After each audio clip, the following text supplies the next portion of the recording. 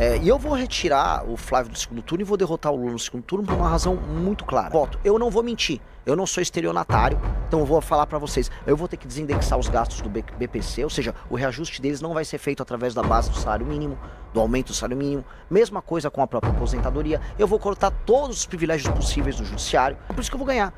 Porque eu tô falando a real, eu vou falar pros outros, ô Lula, você não vai querer fazer essas reformas? Bota no cartório. Flávio, bota lá, registra em cartório. Porque eles estão mentindo. Todo mundo sabe que vai precisar fazer uma reforma fiscal pesadíssima no Brasil. Que é a reforma fiscal que no fim do dia vai permitir que uma pessoa consiga comprar um celular e não ficar endividado. A emenda do deputado vem, o prefeito ele opera a emenda, desvia um dinheirinho pra comprar voto na eleição, o outro ele faz um show com o Wesley Safadão ou com algum cantor pra poder, né, amealhar o apoio da população. O deputado ganha em cima disso. Nós vamos mudar todo esse sistema. A gente tem um problema. O Centrão, ele é um carrapato. Esses políticos que você estava citando, eles são carrapatos.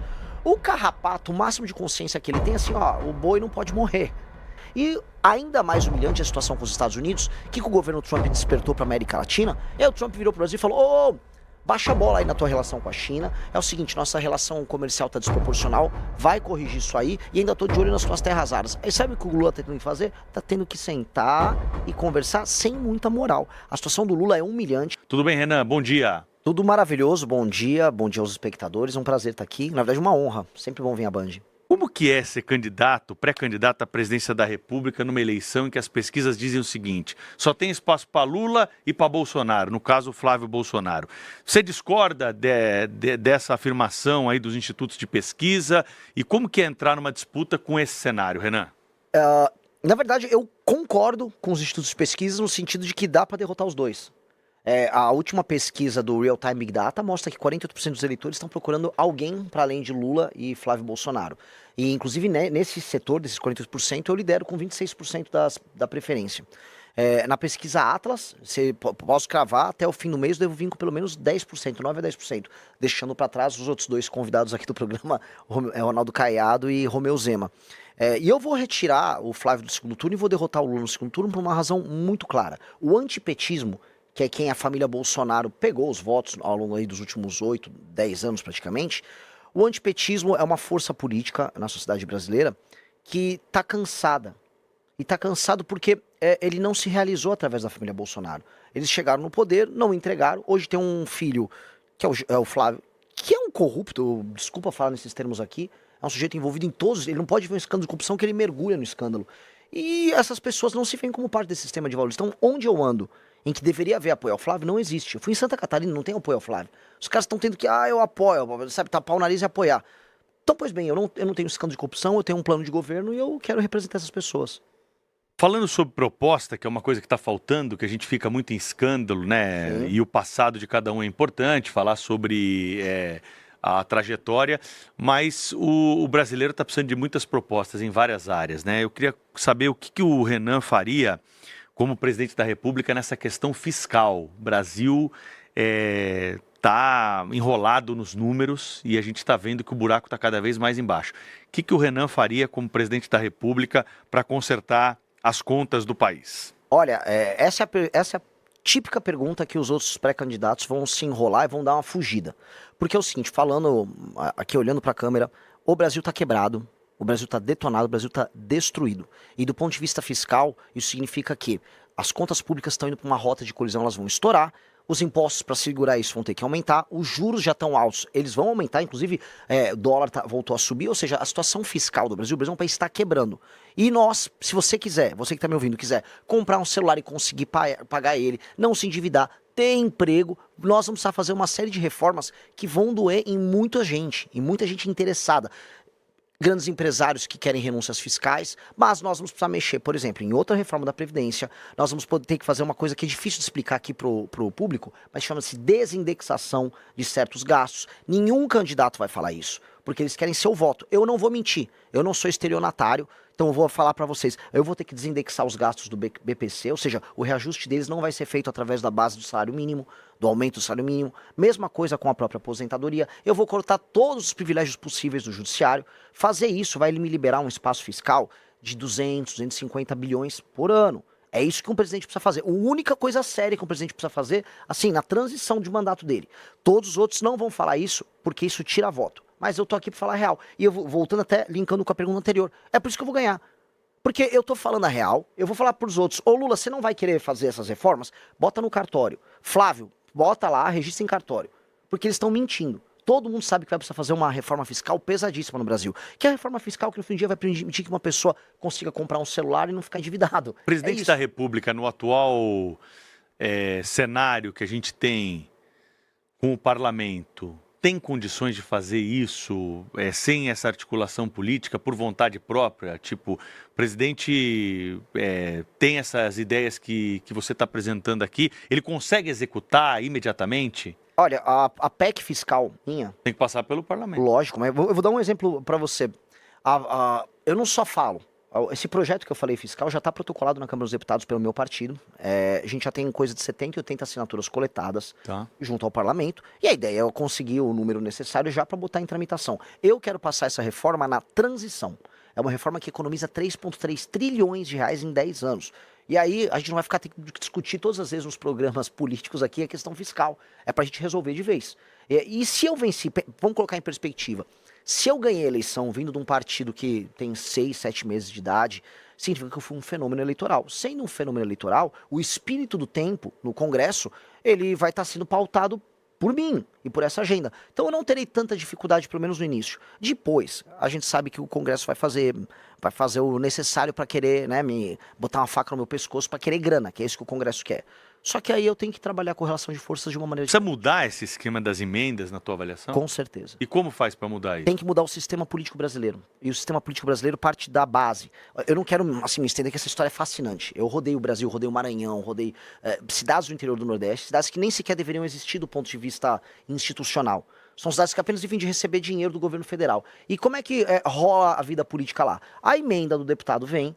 O prefeito, ele opera a emenda, desvia um dinheirinho para comprar voto na eleição. O outro, ele faz um show com o Wesley Safadão ou com algum cantor para poder, né, amealhar o apoio da população. O deputado ganha em cima disso. Nós vamos mudar todo esse sistema. A gente vai fundir as cidades pequenas. Nós precisamos, porque as cidades estão quebradas. E nós vamos fazer uma reforma, que eu chamo de lei de responsabilidade gerencial, que vai condicionar o recebimento das emendas por parte do município. E, inclusive, o fundo partidário e o fundo eleitoral para os partidos, mediante desempenhos de gestão. Então, se um prefeito ele tem um bom resultado em educação, em saúde, ele ganha pontos. Esses pontos autorizam o município a ganhar emenda. Se ele não faz isso, ele não recebe emenda. E aí o município dele tem que se fundir com o município ao lado. E o partido dele tem o fundo partidário e o fundo eleitoral condicionado, veja só, ao desempenho dos prefeitos que estão filiados naquele partido.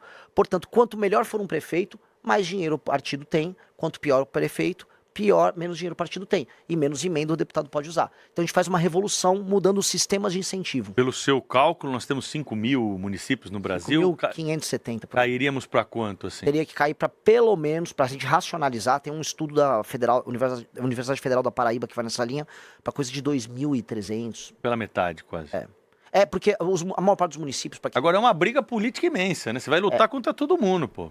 Mas... E aí é PT, PL, MDB, Centrão, União Brasil, todo mundo tem prefeituras. Todo mundo tem prefeituras, mas todos sabem, eu inclusive fui agora na Marcha Nacional dos Prefeitos, que não tá dando para pagar essa conta. Sim, é uma irracionalidade. E tem um problema, o Centrão, ele é um carrapato.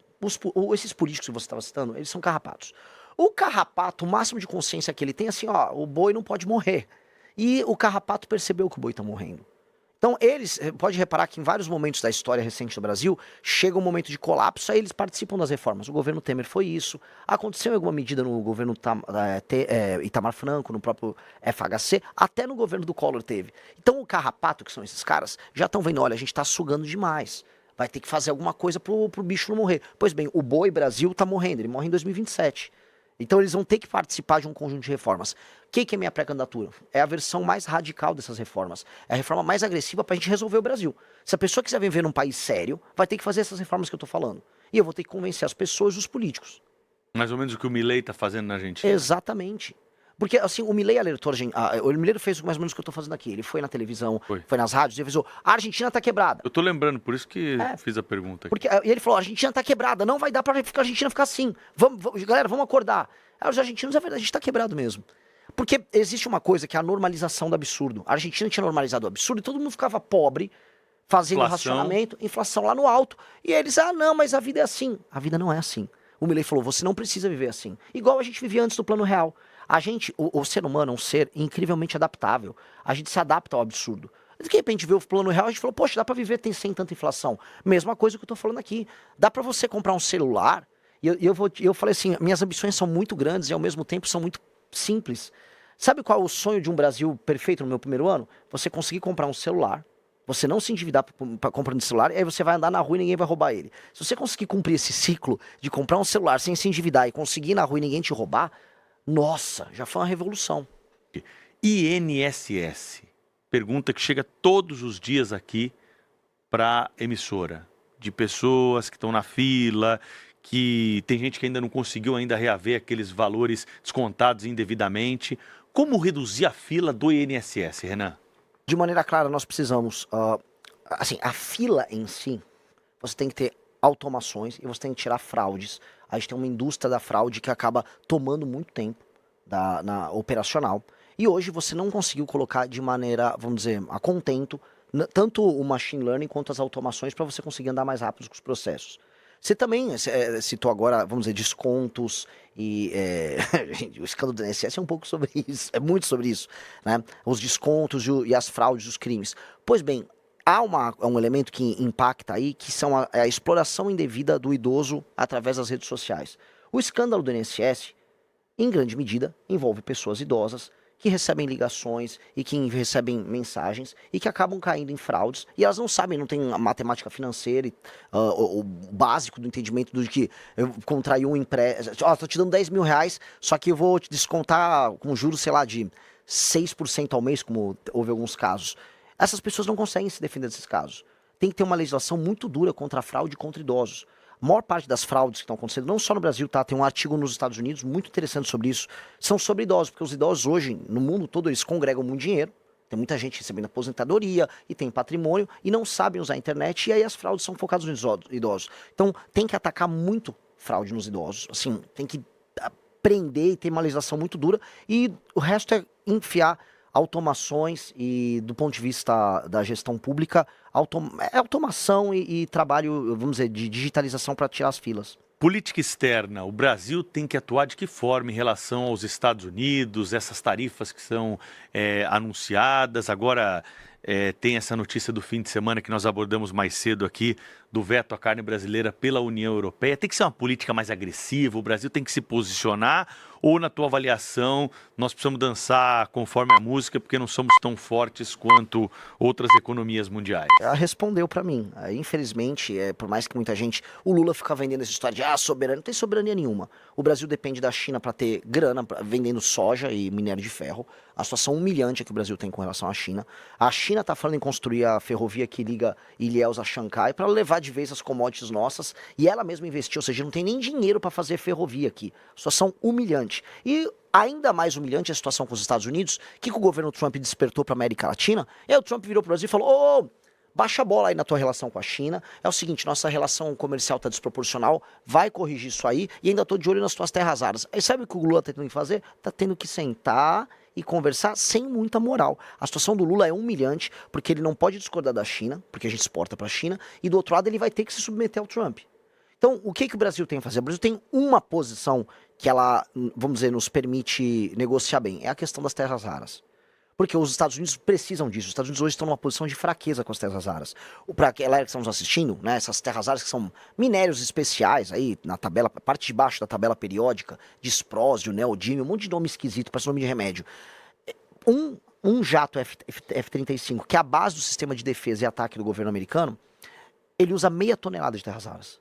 E os Estados Unidos não produzem e processam nada disso. E a China tem. Tudo. Não, eles compram tudo da China. Ou seja, a China, olha, os jatos de guerra americanos, os drones americanos, são todos feitos com material chinês.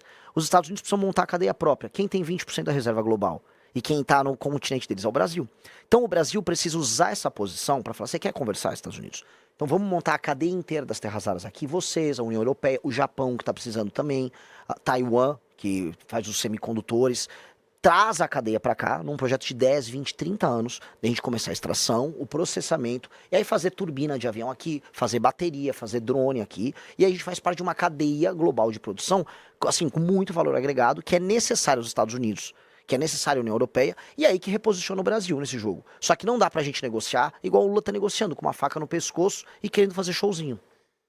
Ainda nesse capítulo internacional, recentemente tivemos a classificação do PCC e do Comando Vermelho como organizações terroristas. Isso gerou um debate aqui no Brasil que dividiu até especialistas que normalmente estão do mesmo lado da tese, né? Então, muita gente ficou perdida, falou, será que eu devo apoiar isso? Será que vai ser bom ou vai ser ruim? Na tua visão, é bom ou ruim? Quase indiferente. Há um elemento bom no sentido de que as pessoas estão se tocando que o problema é muito grande, a ponto dos Estados Unidos terem falado, pô, olha, isso aqui são organizações terroristas. Do ponto de vista da cooperação internacional, a gente vai ter que fazer, por exemplo, a Polícia Federal Brasileira tem um acordo de cooperação com a CIA, ela tem com o FBI. São instituições diferentes. Agora, do ponto de vista da execução, para derrotar o PCC e o Comando Vermelho, o governo brasileiro vai ter que atuar. Não são os americanos. O problema é que os bolsonaristas lá ficaram vendendo, agora vai dar certo. Vai dar certo o quê? Você vai chamar os americanos para virem resolver um problema nosso? Novamente, é aquela coisa da constante humilhação do Brasil. Esses caras ficam humilhando o Brasil. O Lula humilha o Brasil quando vai lá nos Estados Unidos e fica negociando terra rara por conta de uma fraqueza interna dele, de projeto dele, que ficou puxando o saco da China. E do outro lado, o Flávio Bolsonaro vai lá comemorar. Trump, tira uma foto igual, sabe, um cara que tinha foto com o Neymar, com um ídolo.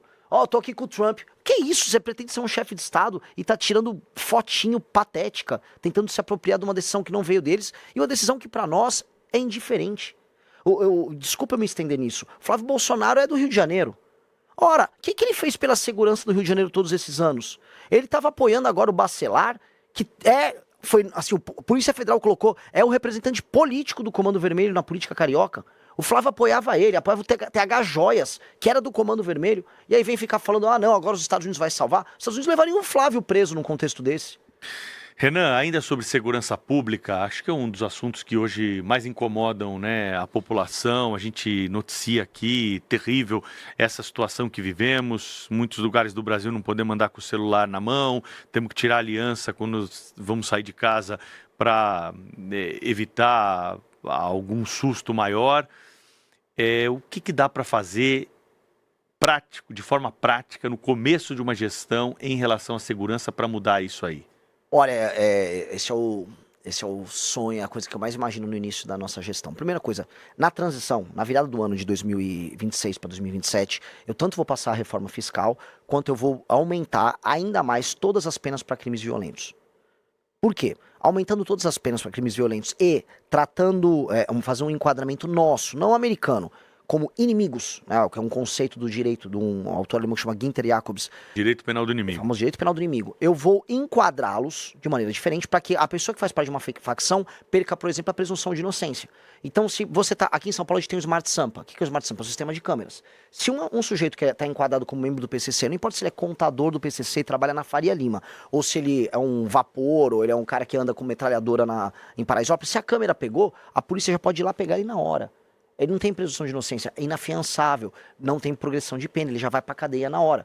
Então, com isso, o Estado fica armado, do ponto de vista institucional, para fazer o que eu quero fazer. O que eu quero fazer? No dia 5 de janeiro eu tomo posse. Dia 6 de janeiro eu estou em Santa Quitéria, no Ceará, e eu vou começar a colocar em estado de defesa, que é tipo uma GLO, só que com algumas, vamos dizer, características a mais, certas cidades, bairros ao redor do Brasil que estão tomados pelo crime organizado. Não é botar o Brasil em estado de defesa, é botar estes lugares para que a polícia, junto com o governo federal, entre, prenda todas essas figuras, liberte as pessoas que moram ali e aí a gente começa a retomar o território nacional. E aí a gente vai fazer uma limpa que a gente nunca viu. Eu preciso fazer, senão eu falhei como presidente, no final do primeiro ano a pessoa se sentir segura para andar com o celular no meio da rua, e todos os bairros brasileiros estarem livres do crime organizado. Se eu fizer isso, aí eu entro na fase 2 do meu governo, que é a desfavelização do país. É mais ou menos que nem o Bukele fez lá em El Salvador? É muito parecido com o que o Bukele fez. A questão é que em uma escala muito maior. El Salvador é como se fosse um bairro em São Paulo. E a Constituição brasileira? Vai ter gente que vai falar que as garantias não estão preservadas aí. Não, porque o direito penal do inimigo, ele é perfeitamente compatível com a Constituição brasileira, com os princípios constitucionais que estão, por exemplo, colocados ali como cláusula pétrea. Uhum. E existem distinções já no direito penal nosso. Então, não há um problema em receber não só o direito penal do inimigo, como em aumentar penas. A questão toda que nós temos é um problema de execução das políticas públicas na área de segurança. As penas são muito baixas, as leis de execução penal no Brasil elas são amigas da bandidagem, então um cara pega uma pena de 20 anos, cumpre 7 e já sai. Então os juízes no Brasil, eles têm, vamos dizer, uma subjetividade muito grande, ou seja, o juiz decide da cabeça dele. Aí acontece o que aconteceu com o caso do Henri Borel lá no Rio de Janeiro, uma juíza feminista, é machismo prender ela. E obrigou o tribunal, eu nunca vi um negócio desse, obrigou os jurados a alterar o voto deles. E isso é coisa de um país doente. Essa subjetividade não pode acontecer. Agora, por mais que as leis sejam modificadas nesse campo, aumento de pena, polícia, GLO, existe um ponto da legislação penal que parece imutável e nós não entendemos por que, apesar de uma pressão da população, que é a questão da maioridade penal. Sim. Vai para frente? Óbvio. Tem que ir.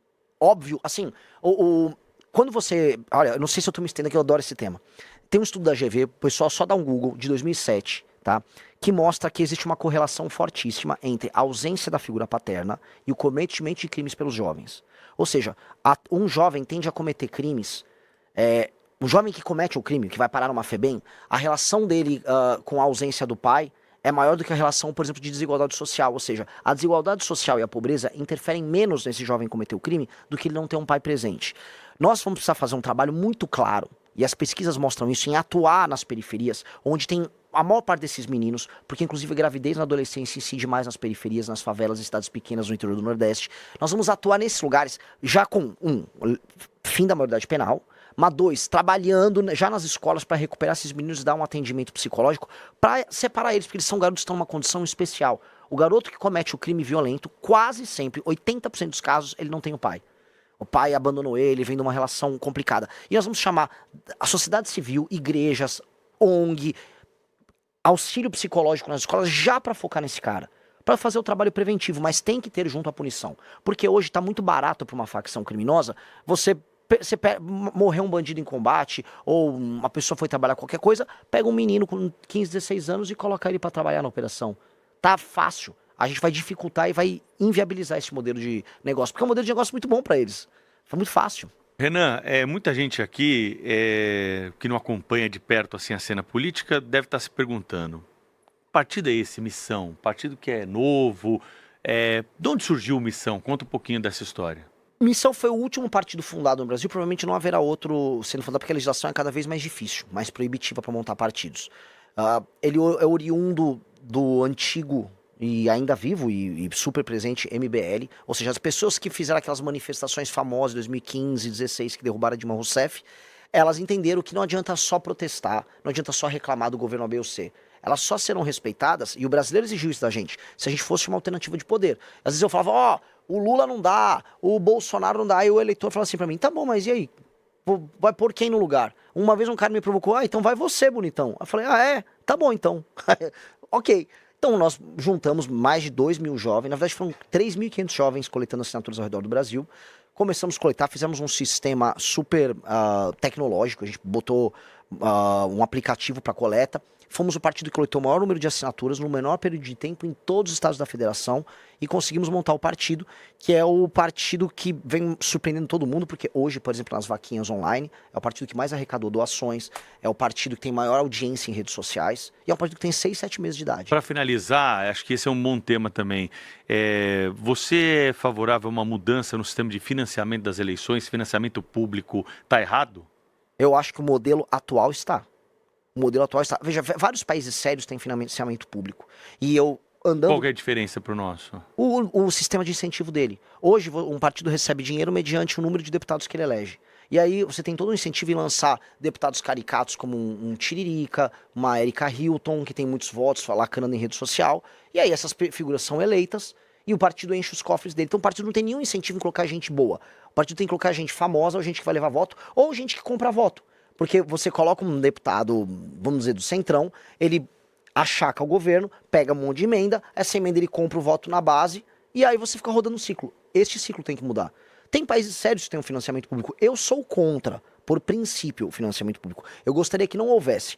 Mas, se for um consenso da sociedade ou dos próprios partidos que terá que haver, eu vou mudar o sistema de incentivo, que é aquilo que eu te contei. Se o dinheiro que for pro partido for baseado no desempenho do prefeito, com métricas objetivas, do tipo ranking de educação, diminuição do número de homicídios, aumento da atividade econômica, aumento do saneamento básico.